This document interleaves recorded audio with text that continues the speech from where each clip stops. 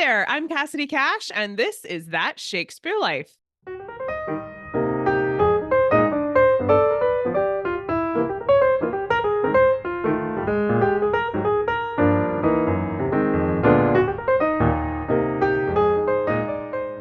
Even 16th century women had undergarments. And while that part may not surprise you, you may be surprised to discover exactly what these undergarments were made from. To explore the history of women's underpants and exactly what materials were used to create them, I sat down with Sarah Bendall. Sarah is a material culture and dress historian at the Institute for Humanities and Social Science, and I asked her all about this topic. Here's what she had to say. So the easiest way to describe them is they're really early corsetry. So in the early 16th century, bodies just referred to and the upper part of a woman's dress, so a garment, basically a bodice. And that's where the modern term bodice comes from. It comes from bodies.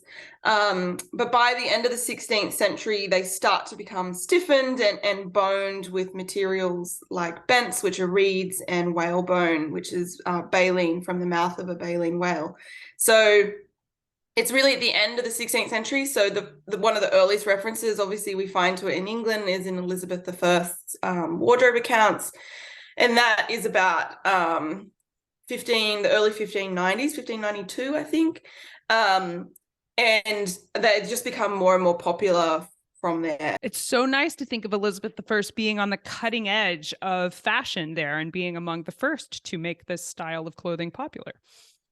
Oh yeah, I mean, these were really elite styles of clothing, so not every woman in Shakespeare's time would have worn these garments. I mean, later, obviously in the century, as these garments sort of filter down, more people wear them, but definitely in Shakespeare's time, it was a sort of upper middle class to elite garment.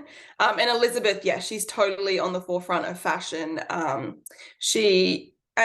These garments are really all to do with aristocratic ideas of power and of wealth. So farthingales increase the amount of fabric that you need to wear over them.